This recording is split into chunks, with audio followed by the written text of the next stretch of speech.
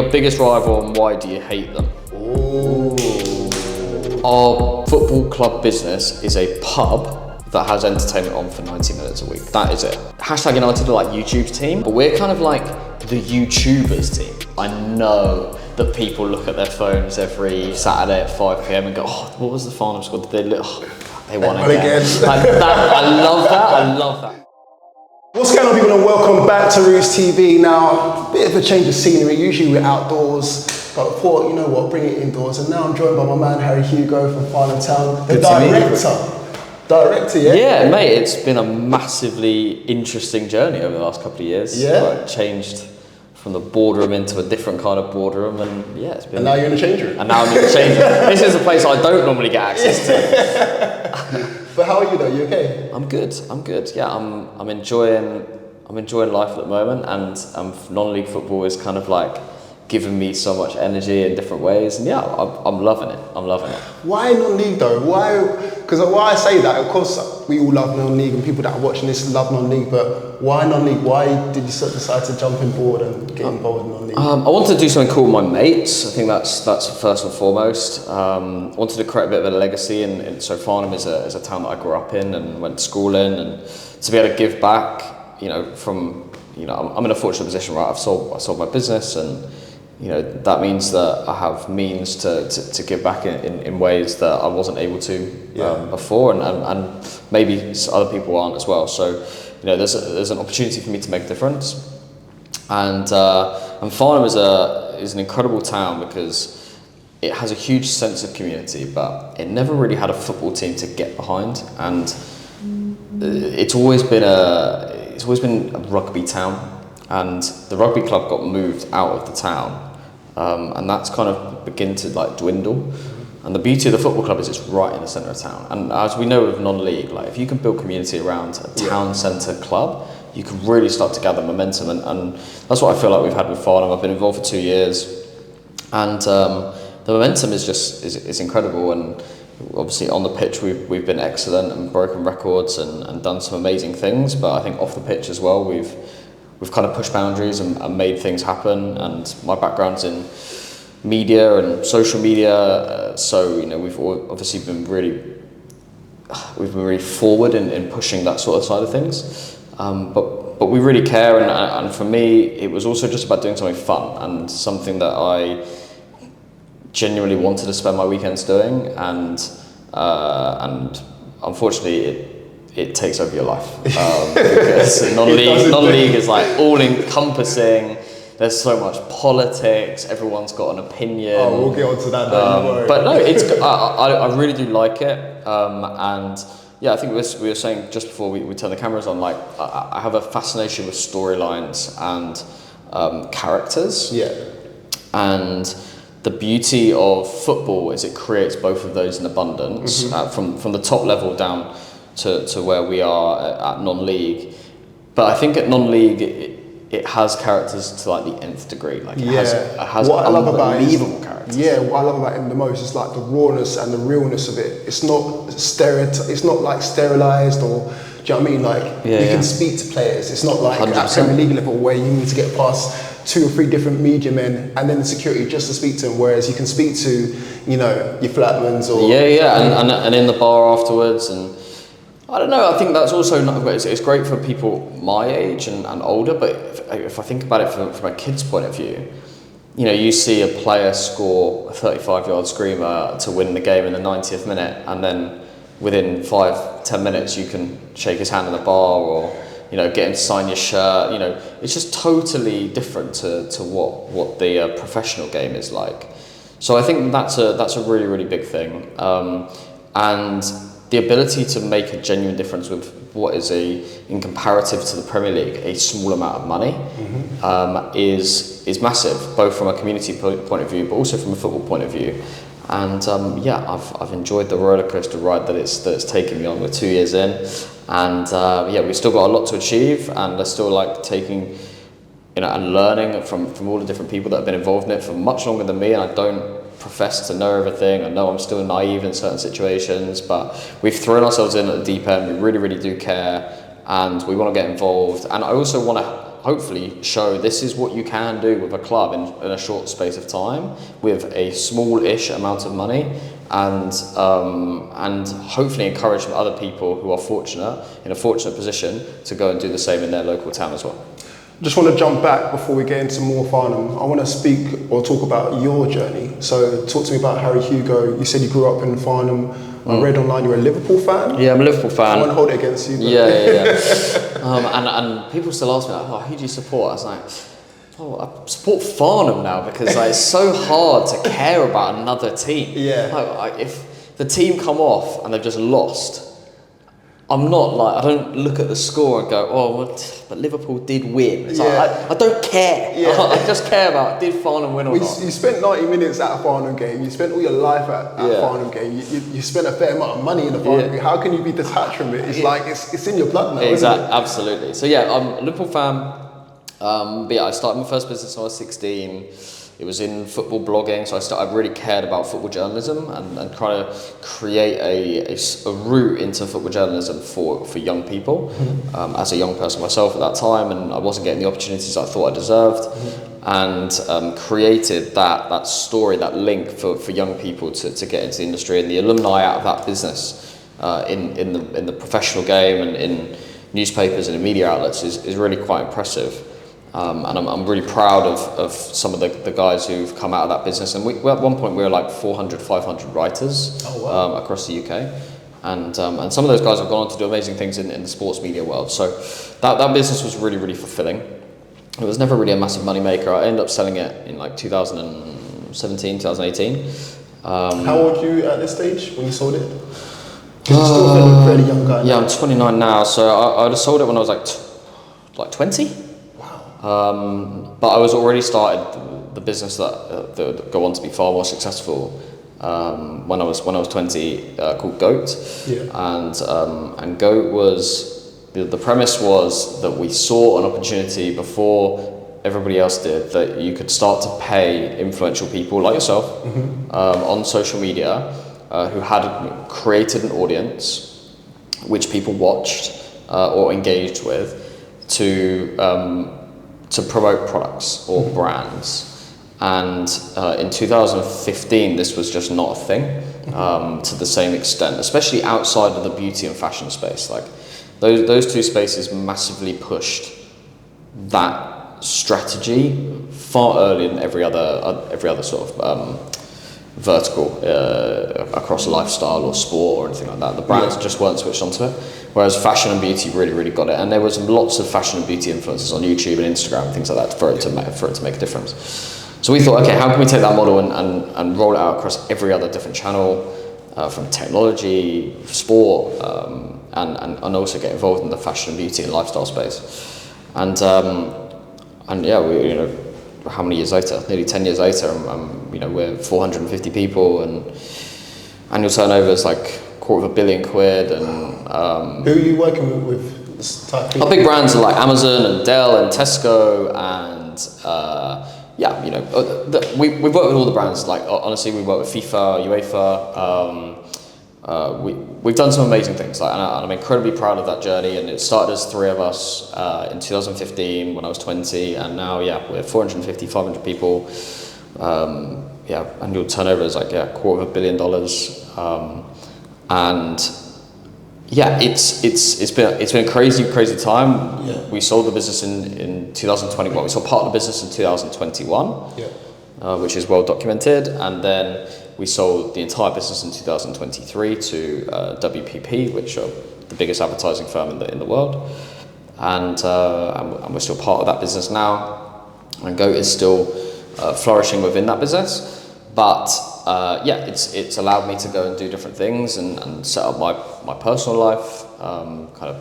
Again, very, very fortunate to be in that position before the age of 30. Yeah. And that allows you to make cool life decisions around doing fun things like Farnham Town's little project. So yeah, for me, it's been a crazy 10, 12 years of working in social media and being lucky enough to be in the right place at the right time. Yeah.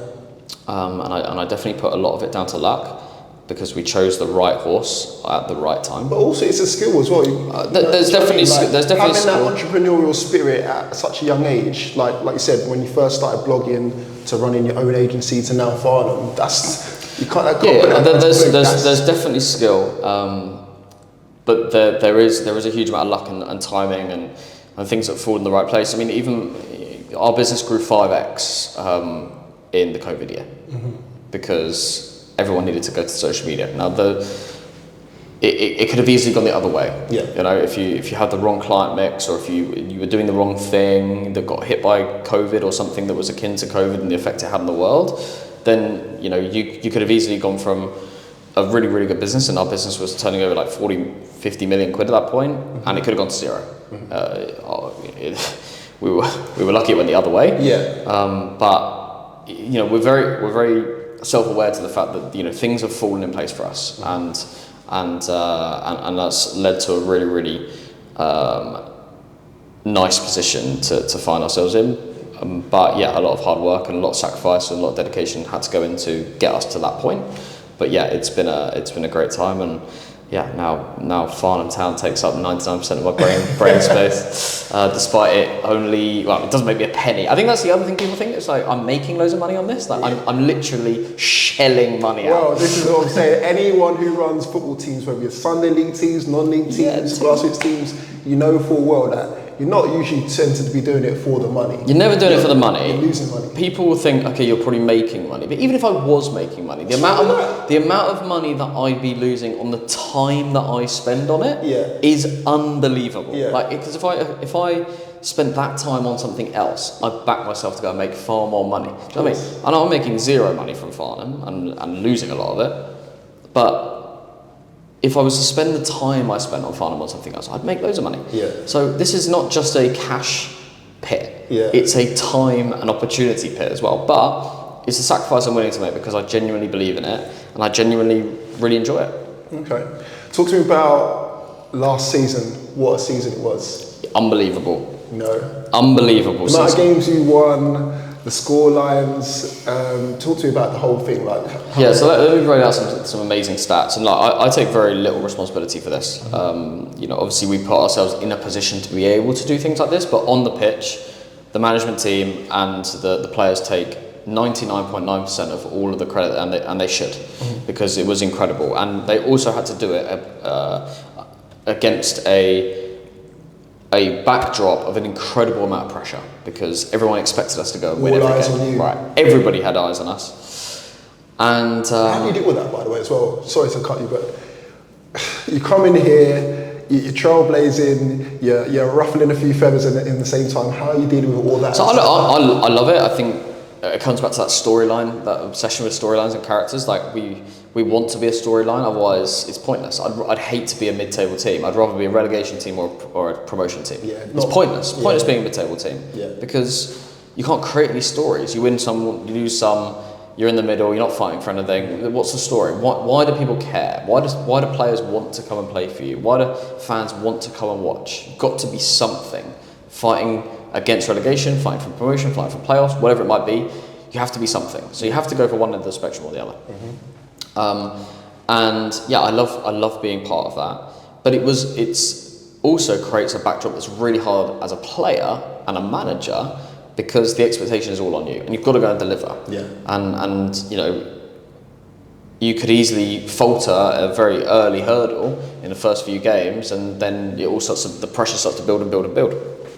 And we have to give credit to the guys that they didn't let that happen. And wow, I mean, we went 25 games in a row, winning every game. We didn't concede a league goal until our 7th game of the season. Wow. I mean, it was ridiculous. We won. Because you was getting compared to Leverkusen at we the only 2 unbeaten teams in Europe last season were Bayer Leverkusen and Farnham Town. we won 35 of our 38. Yeah. We drew 3, and we scored 170 goals all competitions last season. The goal bonuses must have been crazy. Yeah, it's like can't. But no, we had an unbelievable season, broke so many different records. There were obviously some disappointments along the way. We didn't go as far in the FA Cup as we possibly could have because of what was a very, very tough draw at the time and in hindsight. In the Vars, it was disappointing. We definitely fancied ourselves to be in that conversation to win the Vars. I mean, the bookies had us at 11 to 10 in January with the shortest price at the bookies to ever be put together for the Vars in January ever. It's just like, you know, like it just in non-league football, anything can happen at any point, and ultimately it did. The week that we played our Vars game, which we lost, we had five of our best players out, and for lots of different reasons, injuries and family bereavements, and just suspensions, and that kills you. And we ended up going out to Vars, and that was gutting, but we knew we had a job to do in the league, and I think that's the thing that people don't really understand about what and why we did last season. What we did is we obviously spent more money than everyone else in the league, but it wasn't spend more money than everyone else in the league and celebrate. It was we have to get out of step 5. Yeah. As a setup, as a club, as a project, it can't be sustainable at step 5. It has to see some progression. And that's why I saw you quoted something along the lines of promotion or nothing, basically. And that's the truth. Like, you can't just keep, for 2 different reasons. Financial, obviously, because you want to keep growing the attendance, both the home fans but also the away fans. You can't keep relying on Sandhurst and Shearwater and teams like that who haven't got any fans. You need the big one. You need the big games to come in to build moments, to build stories. Yeah. And as a story, Farnham had its first year of us, where we faltered, changed managers, and then we came up and we had a great end to the season, and we finished the season 10 unbeaten. And then we had an unbelievable season, got promoted, but we needed that promotion to keep telling that story of we're progressing, we're doing the right thing, off the pitch is being matched with on the pitch. And if we hadn't, and it just got on about our business and got to the playoffs and got beaten, then what's the story this year? Sat in step 5, not quite done it. Like, we've shouted about it, we didn't quite do it. What's the story? So it was so important for us to get out of that league. And for Farnham Town as a football club that's been around for 125 years, it's never been to the level we're at right now. So so it's like, that's an amazing thing for me. So as a legacy, history, right? 100%. We created history in the FA Cup, furthest we've ever been. We created history in the Vars, furthest we've ever been. Obviously created history with the unbeaten streak, the win streak, the goals, the points tally, the points per game, all in that league. We've broken every record. But actually, the thing that matters the most to the club is we're now playing at a level of football that the club has never played at before. And if we were to mount a promotion charge this season, which I do believe is possible, I'm not saying it's going to happen with the same confidence as I would have last year, which I kind of knew after 2, 3, 4 games that we're going to win this league. Yeah, because I heard on the last podcast you said you started putting in 7 days quite early for that was in December. We put in our first 7 day for a June signing, which is like Premier League planning. Yeah, that is. And it's because we knew that was it. We'd won the games that we knew we needed to win to put ourselves in a position, and we weren't a team that was going to go on a 10-game losing streak. We did incredibly well, and we've started this season really well. I have to give a huge amount of credit to the manager. I think he's done an amazing job and delivered on everything that he said he would in his interview, and in those sort of early stages. And I give a huge amount of credit to him and to his assistant Jimmy Hibbert. So Paul Johnson and Jimmy Hibbert have done an amazing job, recruited really well from sort of a management team perspective, and been really professional about the whole thing. Like, we're trying to operate like a step 3 club. Yeah. And we were trying to do that at step 5, and then we knew that at some point it's going to catch up with us, and we'll get to that level. And whether that happens this year or not, I don't know. I'd like to think we'll be in the mix. And that is a big gamble. Like you said, you're operating like a step 2 club when you was at step 5. Now you're at step 4, obviously. But to invest that amount of money, time, and effort at that level with no guarantee, that's a big gamble. I think the money is probably less step 2, step 3. I think people obviously will think it is, and in some ways it will be. But it's the attitude. I think it's like, because the way from the outside looking in, you've got everything that pretty much Premier League clubs do in terms of you know, you film every game, you're live streaming now. You know, the kits look immaculate. It's not just like some bog standard kit or the rest of it now. So you are operating way above your means. You're punching above your weights in terms of boxing terms. So now, fair play to you guys. Like, well, we know that in order to get there, we have to pretend we're there now. You know, fitness and conditioning, nutrition, merchandise, fan engagement, social media, video. All those things are really, really important to us, and it builds that community. And you know, we're the 36th most watched YouTube channel in football in the UK. We're in the top 30 most followed TikTok accounts in UK football. You know, we're a championship team. Like that's the reality. Online, we're a championship team. So we're a step 4 team. We're a tier 8 team. But digitally, we operate as a tier 2 team. So, you know, how can we do as best we can on the pitch to close that gap? Now, my expectation isn't that we're going to get to the Football League. It never has been, and it never will be. And if it ever happens, then great, clip this clip and go, wow, haven't we done well?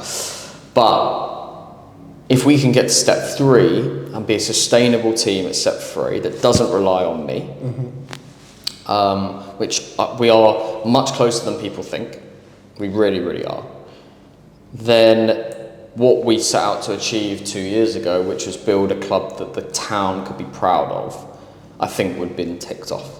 And that's always been the goal. It's like, can we build a club that the town can be proud of, and can we be the best match day out in non-league? Talk to me about that sustainability model, because does that come from online? Obviously, you said you're well followed on TikTok. Talk about those sustainable models, because in non-league you've got a lot of, for love of a better word, dinosaurs that don't see that vision of like, oh, why are we filming games for? Oh, we'll get a volunteer just to put up a video and that's it. Whereas you're taking this proper seriously. Like, talk to me about that sustainability model and how that's come into play. Yeah, so we've front loaded a lot of cash on the media side. In order to get ourselves to a point where people really care and watch our stuff, be it the highlights with 2 commentators every game, of which every midweek game is live streamed for free on YouTube, you don't charge, to our TikTok account, which is now got over 100,000 followers, and we'll generate about 4 to 6 million views a week, which is incredible. Very. But it costs a lot of money to get to that point, and now we're starting to reap the benefits. You know, we'll generate between £1,000, £2,000 a month on TikTok. We generate between £400 and £1,000 on YouTube. We obviously generate sponsorship across those 2 platforms, as well as on Twitter and Instagram. Our sponsorship revenue over the course of the 2 years from when I took over to now is like 4 to 5 times total sponsorship increase. You know, I think our sponsorship revenue will be greater than most teams' total year revenue, including their bar and everything like that. I think that's important, and ultimately that all drives towards more people coming in the gate. And then ultimately, and I've said it and I've been quoted saying it quite a lot, our football club business is a pub that has entertainment on for 90 minutes a week. That is it. And how can we get as many people to our pub as possible? Because that's where you make the money. You make the money on food and drink. So how can you get people to come earlier? So for a 3 o'clock kickoff, how can I get people in the bar at 12:30? And how can I make sure they leave at 7? That's the perfect day for me. If I can get 7 hours of a customer having a great time, not feeling like they're spending a huge amount of money, they have a few pints, some food, they bring their kids, and they buy a ticket, maybe they buy a program, maybe they buy a scarf or some merchandise, or you know, they've bought a shirt, whatever it might be. And in our first 2 years, it was all about £10 theory, and we got quoted quite a lot on that. But how can we get every single person who walks through the gate, whether or not they're 2 years old or 82 years old, can they spend an average of £10 a game? And that was a really, really nice way for us to create a benchmark. It meant that we had 500 people through the gate, we make £5 grand. And that was pretty true for the first 2 years. And then it was about how can we do things that would incrementally make that experience better, but people are happy to pay a bit more for it. And we invented the mystery kitchen, which was a huge thing for us to diversify our food offering. And it meant that you had the burger and chips over here, which you might cost £5-6, but you could come over here on this side of the ground and spend £8-9 on a full meal. So it might be fried chicken and rice with a sweet chili sauce, or it might be a chicken chow mein, or it might be a mac and cheese with chorizo, or something completely different. You're making me hungry now. But it'd be and it's unbelievable. Yeah, I can imagine. But it was a menu that was designed for every single game would be a different food, but it would be higher price point, but it'd be high quality. Yeah, and that has allowed us to eat the numbers up now. So we're actually now looking at a theory that's around £13.50 for exactly the same customer. Yeah. But it's just eking its way up, and we've changed the prices a bit, but we're still the cheapest pint in Farnham, £3.90 for our cheapest pint. Wow. Our most expensive pint is like £5.50, which is still not stupid. And you can still have a great day out at Farnham Town for less than £20, all in. And you can have a really good 7-hour day. You have a few pints, food, ticket. Watching good football. And watch good football, right? Yeah. We play good football, it's entertaining, we've got lots of good footballers. We play at a good standard of football now. And yeah, I'm really proud of everything that's gone in. I think the facility's great. We put in 2 new stands since we've been there, loads of new standing room. People walk in and go, wow, this is a proper football ground. And people that haven't been to Farnham for 3, 4, 5, 6, 10 years all walk in and go, wow, this place used to be horrendous. And now it's actually quite a cool football stadium. And you've now got the development coming along, haven't you? Yeah, so we just got funding for the clock end. So if you've not been, behind the goal, one of the ends, is kind of like a raised grass bank, which is quite steep. And it's been an amazing USP for us in the last 2 years. To generate huge crowds, and it looks amazing when you take a photo of it across the back behind the goal. And we've probably had over 500-600 people stand on that bank, and it's amazing. But at step 4, you can't have people standing on grass. You have to have them standing on concrete or a stand. So we need to renovate that whole area to be a stand or like terracing. But that would cost like 50, 60, 70,000 to do. And so we created a GoFundMe.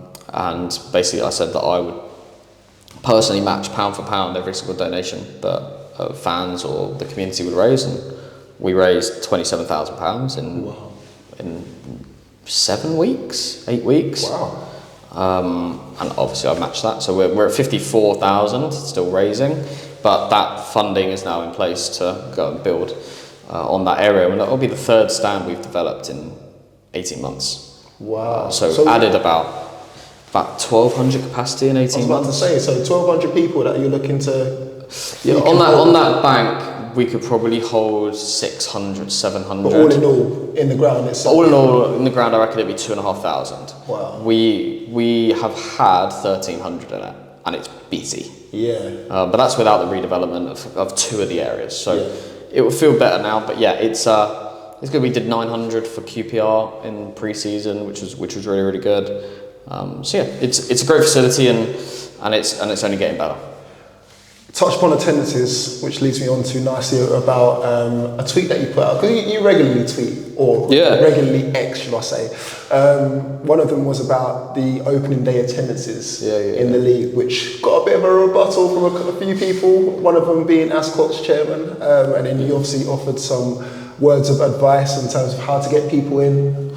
Yeah, I think people get really touchy about this, and we've proven it. Like when everyone goes, "Oh yeah, but you just do this," it's like, yeah, but we've proven it. Like we went when I came on board, we went from having 100 people a game, and now we average 500 people a game. That's 2 years. This is not like rocket science. This is we've 5x the attendance, and we've had highs of 1,200. People dream of that. So this isn't us just preaching because we got lucky. Like we have built a system which can improve attendances. And I think what was really disappointing for me is opening day at step 4, it's like 3 or 4 teams first time in step 4, of which we were one of them. We were away that day, and we had the biggest attendance in the league at what would traditionally be one of the bottom 3 attended clubs home. So we know that we're propping that up. So you're bringing fans, which is great, right? Yeah. And I have to say, shout out to Badger Lee, who are our nearest rivals as well, and they put on a great day, and 460 people went, and that's a good attendance for our level. Yeah. And for us having to bring sort of 300 of that's fine, but it was good. Mm-hmm. And then I look across the league and I'm like 150, 160, 170, 90, 60. I'm like, wow, what's happening? We've just come out step 5 with better attendances. Yeah. It's like, and then you look across, and this is where people get touchy for no reason. You look at the Isthmian South East, the Kent side. Everybody's getting 300-400. There's grounds that are getting 800-900. It's like, well, this isn't like, it's not impossible. It's just no one's doing enough in order to make it happen.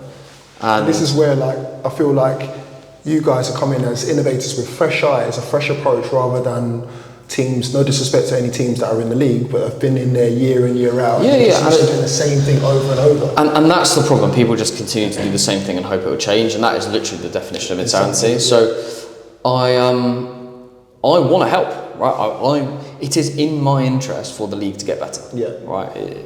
So this isn't me just like shouting, "Oh, you're all shit and you should do better." Like, which is obviously I get how sometimes that will come across, because especially when you're trying to get you're defensive about it in the first place. But it's genuinely like, look, there are better things that you can be doing. Yeah. Do it over a sustained period of time. If you're going to film games, don't just film one, put it out, and then it didn't do well, and then go, oh well, we didn't get the views. Yeah. Look, commit. You have to commit. People have to understand that those games are going to be on every single Tuesday night.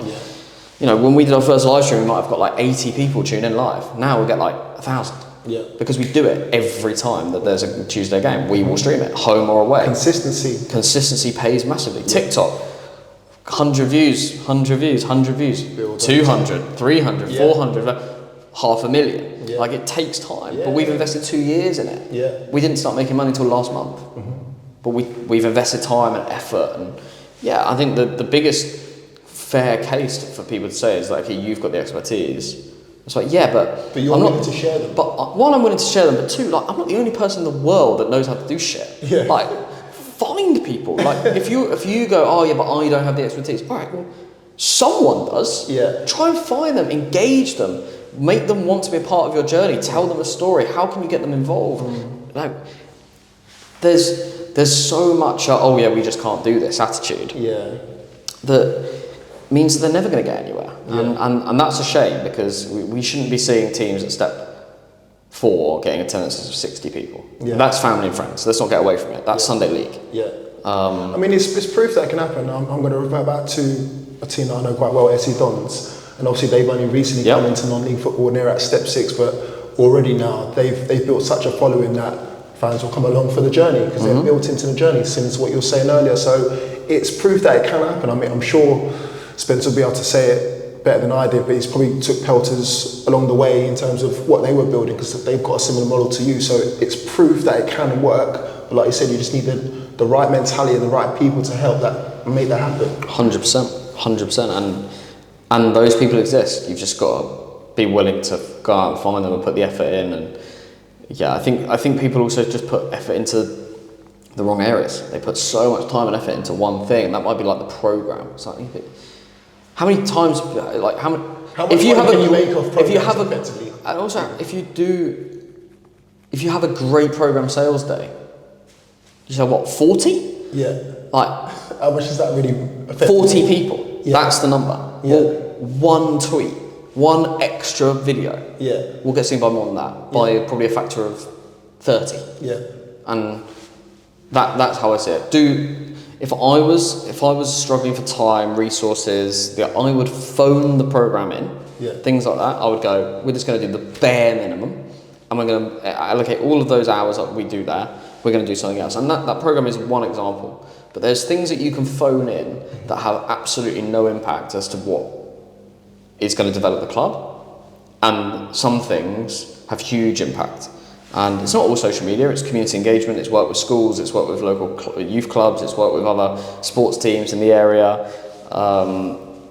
it's about building stories. You know, ultimately humans buy into stories, and the reason people come to Farnham right now is because they're like, oh, Farnham doing really well. They're unbeaten in 50. Wow, that's amazing. Like, I want to come and see them win their 51st game. All right, and we're building stories, and we try and build stories around things that aren't even stories. You know, Pat Nash, our goalkeeper this year, but was with us last year, had 31 clean sheets last year. Wow. He was 19 and 20 years old over the course of the season. He's now at Aldershot now, right? And he got signed by Aldershot in the summer. But to have 31 clean sheets, this is something that people only really start to look at the end of the year. It's like, oh, how many clean sheets? Yeah. We tracked it and talked about it all season. Yeah. To create a narrative that he was the best keeper in the league and the best keeper in non-league. And then start comparing him to like... And then bang, he goes to Aldershot. Yeah. You know? That's great for us. And then, you know, obviously we've been fortunate enough that he's come back on loan for a season as part of his 2-year deal, and we get the benefit of him again for this year. But trying to find little narratives and different things. How many goals have we scored? How many different goal scorers have we had? Our attendances is a little narrative. Mystery Kitchen's a little narrative. You know, there's so many little things that we try and push to always be prepared for like the main narrative to fall down, which is us winning, because we can't rely on that forever. Yeah. So we have to find little things that we can plug the gap in. I think what we found really hard in the first year was when we weren't winning, it was really hard to talk about everything else. Yeah. And I think that's the position that quite a lot of clubs are in, and therefore you have to kind of line these things up over a period of time. So when you are winning, you can talk about loads of different things, and it doesn't feel weird when you're talking about those things when you are not doing so well. So yeah, it's about lining up narratives, thinking about what those storylines are, and then having characters within the squad and the management team and the backroom staff to be able to carry that forward.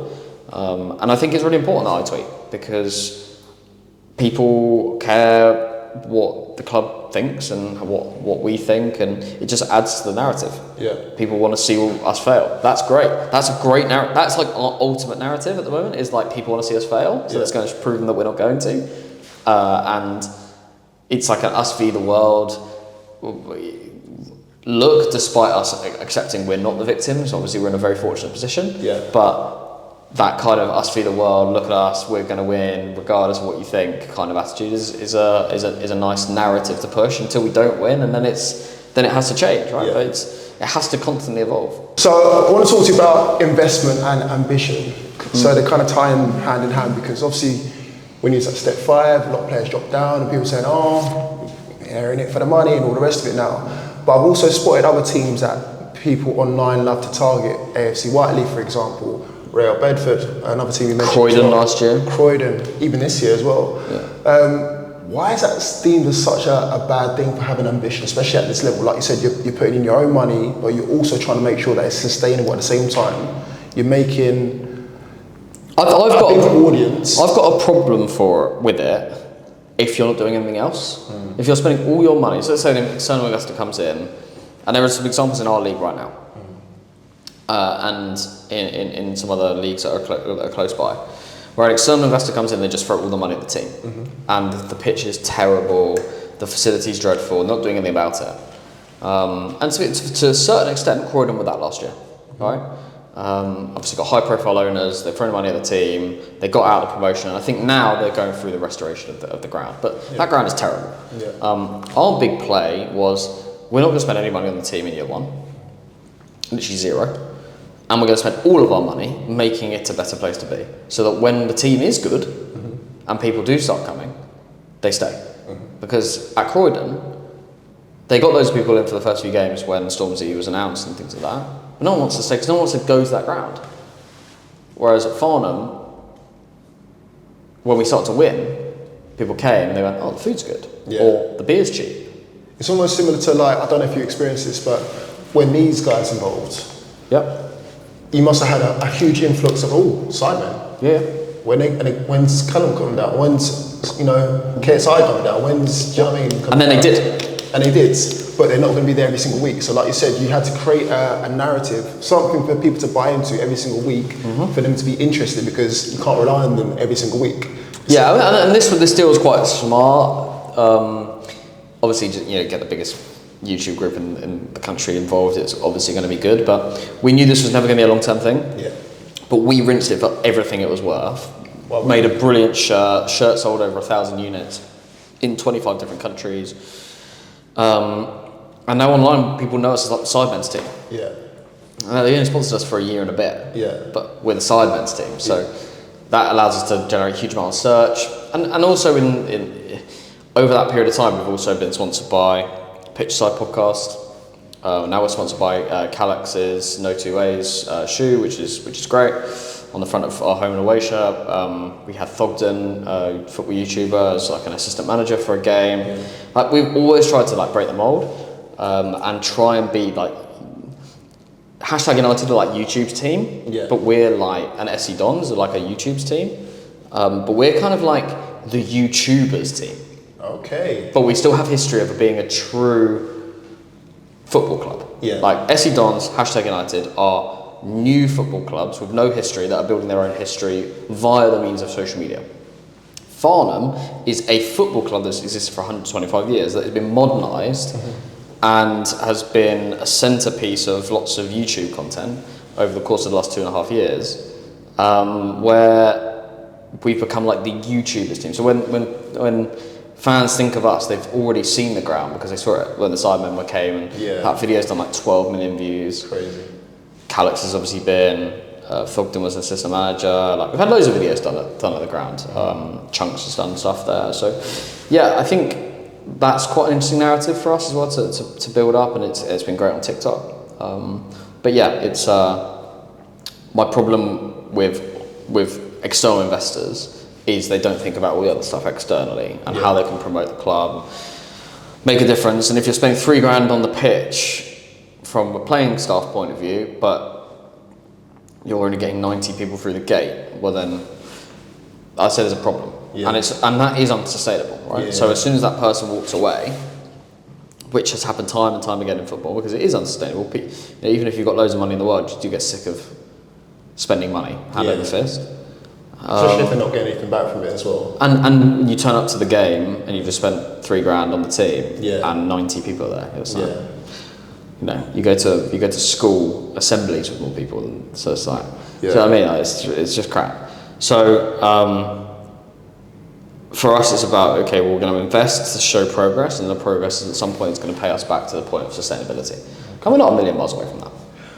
I want to talk about something that happened quite recently with Bracknell Town, a team that you know quite well. Manager's gone. Their star striker's gone as well.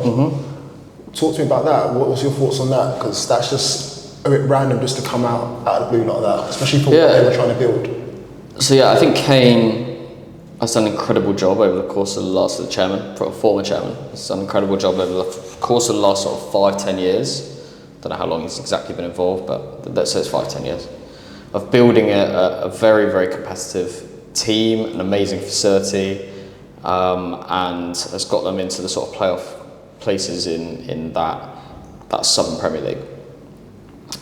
He's just sold that business, and that business included Sandhurst, included Bracknell, and kind of this like academy business. The new ownership have just not done a good enough job early on to kind of keep fan faith. I don't know exactly what's gone on behind the scenes, so I don't really want to necessarily comment on exactly what I've heard, or because I just don't know what's true at this point. But there's no smoke without fire, and there is a bonfire over there. Right, so I think it's a steep learning curve. You know, we definitely made mistakes in our early days of being involved in the football club, and I think you've just got to try and quell those mistakes as much as you can to make them small and make them be able to, or you can react quickly to them. But what tends to be the most, what's the common mistake that happens in non-league football? I think you don't realise when you get involved how tight-knit it is. Everybody talks to everybody, so I don't think you understand the politics. I don't think you understand how tiny things get blown out of proportion quickly because of the politics and because everyone talks to each other and the Chinese whispers. So what could be seen as like a problem within a squad of 15, 16, 17 quickly becomes a problem in front of thousands. Yeah. And the problem is people want players all the time, and Bracknell are a squad full of good players that people want. So as soon as they smell blood, it's like vultures. Yeah. Like managers will be all over them. Go, oh, you haven't got paid, or you're pissed off with the manager, or your owner doesn't like you, whatever it might be, right? And I've got no idea what the reason is, but like managers like go. And they'll go, well, we'll do this and we'll do this and you'll be our star man, and then those players start to go, ooh, I quite like the sound of that. Yeah. I don't like this. And it's fickle. Football is very fickle from a fan perspective, from an ownership perspective, from a player perspective, and shit happens. But it's all about how you bounce back and make things happen quickly. But yeah, if I was that chairman, I'd want to be owning the narrative. And at the moment, as we sit here now, the silence is like deafening, and that never bodes well. Okay. Talk to me about what the future holds for your club. So obviously with only 2 games in, obviously you've won both games, but in terms of long term, what do you see in Farnham's future? Where do you want to be? We want to be a sustainable step-free club, but we want to be the best match day experience in the country and non-league, and we want to continue having fun with what we've got. I think people take everything a bit too seriously. Like they realise this is a hobby, and they kind of forget that sometimes. And I mean, for me, it's like it's got to be fun. It's got to be fun for everybody. It's got to be fun for the volunteers. It's got to be fun for the players. It's got to be fun for the management. It's got to be fun for the ownership. It's got to be fun for for the fans. And any dream ties in there? Would you want to play? Have you played hashtag? Yeah, you're not played hashtag. Yeah, we played hashtag in a pre-season. I know Spencer really well. Yeah. No, the dreams are, can we continue to sustain the level of fun that we're having? Yeah. That's the dream. If we can have as much fun as we are having right now, forever, then what a journey. And that journey isn't about getting as high as possible. I think that's what people, again, like people take it a bit too seriously. Like there's fun to be had at all different levels. Like, and for me, my fun will come with pride and looking back proudly upon what we've achieved of building a club in a town that didn't have a football club to be proud of, to a club that has now got a town right behind it. And that's where I feel the most pride. I feel like we're on that journey and we're close, but I feel like we need to put together another good season and challenge at the top of this table to really sort of solidify that faith in the club, build that longevity with kids, because those kids who are now watching us age 10, 11, 12, 13, when they become 15, 16, 17, I want them to come down and want to be Farnham fans. And I think the only way they do that is by having a step 3 experience where you can, as a 16, 17-year-old, you can go with 2 or 3 of your mates on your own without your parents to an away day to Plymouth, or to, get on the coach with the players. Do you know what I mean? Those moments that you'll never forget as a kid. And I think those things get built, and clubs get built around moments like that, and FA Cup runs and things like that. So it takes time, promotions, goals, last-minute winners. Say it time and time again in this podcast, but like stories. Got to build stories and characters, and if you can do that, then you can get fans along the journey, and you can get the rest of the non-league world and football world talking about you. Despite you only being small in size, you can be massive in stature. I want to end on a game. So, got some custom cards here that have got some questions on them. So, I'll shake up a little bit there. You can tell I was never a card dealer. Yeah, wouldn't get you in Vegas. But yeah, feel free to pick from anyone. Doesn't have to be from the top. Cool. Rank these in order: family, friends, or football. Jesus, you're gonna get me in trouble.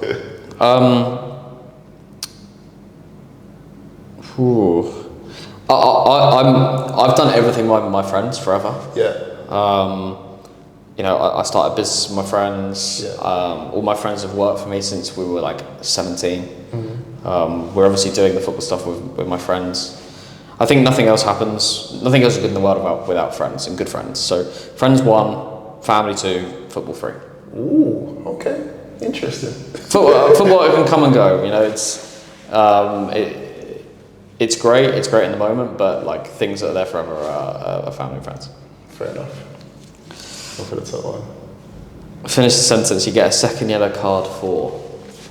What would Harry Hugo guess? I reckon it's the descent. Yeah, it's talking back to the referee, trying to be smarter than the referee. Yeah, telling him he got something wrong. Would you be one of them like, I can buy your house, or No. It would just be telling him the actual rule that he got wrong. That would be it. Oh, that's nothing worse. I've ref before and people trying to tell you. Because then you start thinking about it. Because I'm qualified ref as well. Oh, is it? And you start you're just running away from the instant, going, I think he's right. And the worst thing is like, it's going to get clipped up. Like, because everything gets clipped up. Oh my God. And then you just walk in with the assistant referee at the half time and just like, he's right, isn't he? Yeah, nightmare. So that would be my reason. It's gone for a red card. Name your biggest football red flag. I think it's that thing that we just talked about. I think it's, and I can speak on behalf of it now. I think it's an investor in a non-league football club that doesn't care about anything else than paying players big money. Yeah. And not building infrastructure and legacy and kind of just basically just using the club as a toy. Yeah. And I think we got accused of that. I specifically got accused of that in the early days. What, like it's a tax write-off, that sort of stuff? It's just like it's a little fun thing, and like he'll walk away and he doesn't really care. He just wants to win. Obviously I want to win games, and that's part of it. But I think we've proven now over the course of over 2 years where this is more than just a fun thing for us. We spend a huge amount of time on it. We care. We interact with everyone. We're nice people, and we genuinely want to make a difference. And in a town that I grew up in and care a lot about. So very similar to the Real Bedford story. Yeah. What do you make of them, by the way, as well? Like it a lot. Yeah, I like it a lot. Yeah. Because you're doing exactly the same thing as we are, right? Which is disruptive, not afraid to speak up against stuff that doesn't make sense, and is building a great local community in a town that he really, really cares about, and he spends time and invests in. There's a huge amount to be said for that. There's so much investment going abroad and in different things, and I think people who have made money, who are willing to invest it back into towns and communities which deserve it because they gave that person what they ended up going on to achieve. Like for me, the two schools I went to in Farnham were incredible. I went to two state schools in an area full of private schools, and I've gone to work with loads of people that all went private schools, and I never did. And I played for Farnham Town as a kid until I was 14 and loved it, and like that upbringing from a single parent, was amazing. And So you're Farnham through and through. You've lived the dream, like. And the guy who does Real Bedford is Bedford through and through. So it's so important that we encourage local businessmen or people who have made money to reinvest it into local communities, because it's a good thing. It generates jobs, it generates interest, it generates things to do, it generates things for kids to get involved in. And it's a town to be proud of. Like, people can 100%. Now say, I'm from Farnham, like, have you not heard of... Yeah, have you seen this? We're on BBC Sport, or have you seen this Match of the Day talking about it, or we were on the Peter Crouch podcast today, or like, loads of different things happen, and that's an amazing feeling. Sick. Wow. So that's my red flag, is when investors don't care about anything else than just paying players, because they think that's the fun thing to do. To play Football Manager. In real life. Yeah. Best boots you've bought. I just love the original F50s. Yeah. Like the F50 pluses, the ones that they were like cloth on the side, black and white. I'm sure there's a remake of them coming out. Yeah, there is. Yeah. They're never the same, are they? Yeah. I remember having, I don't know, was it David Villa who had one boot, one colour and one boot the other colour? Yeah. So I had like the red and white F50s and the black and white F50s. Oh, you were that flashy guy. Yeah. He's that flashy guy wearing the white boots. Yeah, 100%. Oh, I had nothing else. I had no strength. Like, it was all pace. I was like I was always the smallest, and I was the quickest. Yeah. And that was it. So flashy boots is what I needed. Right, do a couple more of these. Can name 10 teams that wear red in 30 seconds? Oh God. Man United, Liverpool, Arsenal, Nottingham Forest, Bournemouth, Southampton, Barnsley, Rotherham, Rochdale, Cobham. He smashed it. I could go and go as well. And again, by the way, guys, he did not know what was on the cards. I'll tell you that now. So he smashed that. I could go into I could do non-league as well. Chatham, Bracknell. He's showing off now. Right. I think that's probably the other thing people don't realise. Like I love football. I really do it. And non-league knowledge now, after 2 years of being involved, is like unbelievable. Yeah, it's good. I love it. Right, last one for these. Then your biggest rival and why do you hate them? Ooh, go on. Who is your rivals? Obviously, you've got big. Badshot Lee, I suppose, are like our biggest like local rivals. So you beat them at the start of the season, didn't you? Yeah. But you got like honestly, like my biggest rival are like the Twitter trolls, and like the football person group. Where everyone goes, oh yeah, he's a football person. Yeah. Like, what the fuck does that mean? Just because I'm not a football person because I haven't like been involved in football for 20 years. Yeah. And I've got to make something of myself and then come back into football. So. I mean, you're only 29, so exactly. What do you want me to do? What do you want me to not try? Yeah. Like. They're my biggest rivals. I hate the people go, oh yeah, but he's not a football person, or oh, you should just listen to the football people. It's like, what does that mean? Yeah. Like, no one goes to more games than me. Yeah. No one watches more different players than me. So like, what do you mean? Yeah. Like, I've thrown myself head first into this community and this like world. Like, it's people who don't understand that. I think probably my biggest rivals. I don't really have. I like to create rivalries because I like the storyline. Yeah. But I don't really hate anyone. I want everyone to do better and compete. But I don't really care. I'm surprised they not put you. I'm surprised that a football rival's not been like anyone that creates online. Nah, because that's good for us. Yeah. So like a hashtag, for example. Nah, it's all good for us. Like that sets the tone. Those guys walked so we could run. Yeah. Like those guys had to have been successful in order for Farnham to be successful. So I've got a huge amount of time for SE Dons, even down to like Palmer's, obviously hashtag and the Wharton Hersham boys and like so many different people have done so well. Farnham wouldn't be able to be Farnham without those guys doing so well. No, I respect it. And would you get into Sunday League as well? Or? No.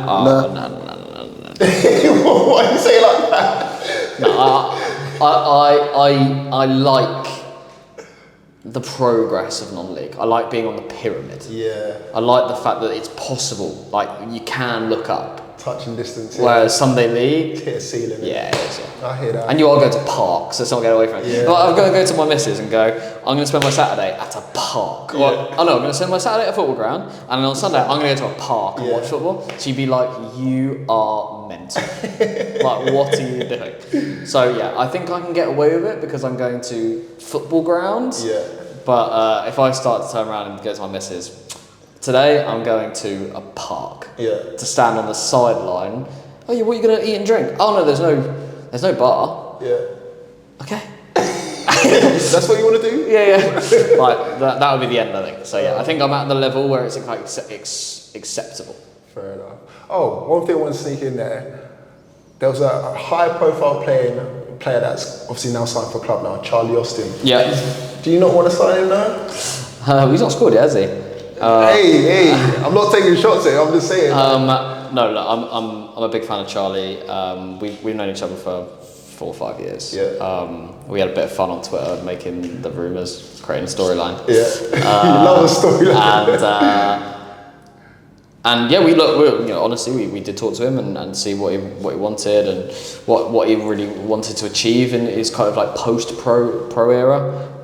We couldn't come to an agreement on what that looked like, and I wish him the best at Tottenham. I think that those guys are going to probably win that league, and I think he'll be a major part of that. So yeah, I've got huge admiration for him. What a player. What a fantastic advocate for non-league he is as well, having come out of non-league, gone into the Premier League, been successful at every level he's played at, and hopefully I see him come back down into this non-league pyramid and smash it up as well. So yeah, wish him all the best. Look, I'd love for him to play for Farnham, but at the same time, it's got to be the right deal at the right time, and Tottenham is a perfect place for him. I think it's James Beattie's director of football, who he knows. So yeah, it worked out perfectly for him, and I wish him all the best. Would you sign a high-profile player like that? Because obviously you've got Charlie Austin, Who else is there? Gareth Barry's now playing Step 6 football, I think. Yeah, there's guys at Westfield, like all the ex-Bournemouth guys, Charlie Daniels. Yeah. So would we sign someone? Well, Brett Pittman does really well at Portchester, and like he's got 60 goals every season for the last 3 seasons. Yeah. I don't know. Opportunity. Yeah. Storyline. We start not winning, and the storylines dwindle. Yeah. Now maybe that's the next storyline. Your women's team. Yep. So again, you've delved into the realms of women's football. Why? Well, first of all, we didn't want to do it straight away because we wanted to get the men right, and we wanted to make sure that we could create a blueprint that we could copy in the women's. And I think, you know, when we talk about men's football and men's non-league football and the sort of dearth of progressiveness and the amount of dinosaurs involved in it, I mean, it doesn't even get close to where the women's game is at, right? The women's game is fucked. Like, the whole thing is fucked. So you want to get out of those bottom tiers as quickly as you possibly can because it's just a cult down there. It really is. It's crazy. It's been eye-opening for the last 6 months. It's mad. There's like administrators who are making decisions as to what teams go into what leagues, not based on anything other than it's just mad. Yeah. Based on who they think that other teams can beat. It's odd. Regardless, there's also a massive opportunity within the women's because the cost is far lower than the men's in order to go higher in the pyramid, and you can do things that basically no other women's teams are doing with media. Because there's very little coverage of any of the other teams. So you can really, really set yourself apart. So, look, very early days, we played one competitive game. We won it 6-0 in the FA Cup away at Farnham. We kick off our competitive league season this weekend. We hope to win the league. We hope to win the next league. And we hope to win the league after that. And then we start to get into what I'd classify as like serious non-league women's football. That's sort of like step 5, step 4. Whereas step 7, step 6 is it's like step 7, step 8 of non-league, despite it being, you know, the women's step 1 is obviously the WSL Premier League. It's just so badly weighted. But you've got to start at the bottom, and I do have respect for the pyramid. So you know you've got to start at the bottom and work your way up. But we want to get through that pyramid quickly. But we want to replicate what we do with the men for the women. No, I love that. Before we go, is there anything that you want to address? Any rumours that you want to squash or kibosh? I'm very happy with the position we're in. I love that people hate us. I love that people want us to fail, to lose. I know that people look at their phones every Saturday at 5 p.m. and go, "Oh, what was the Farnham score? Did they look? Oh, they won again." Like that, I love that. I love that feeling. So yeah, keep checking those scores at 5 o'clock. Hopefully we'll be up there at the end of the season, and and also like have some fun with it, enjoy it, like retaliate on Twitter, have some banter. Like rivalries is good. People that are just slapping each other on the back and go, "Oh well, it was fun." It's like enjoy it. It's just football. Yeah, it's football. So there you have it, guys. Thank you guys for watching. Make sure you like, comment, subscribe, and if there's any questions that we might have missed, again, it might be a part 2, so make sure you drop that in there. And thank you once again for joining. Cheers, man. Appreciate it. And see you guys on the next one.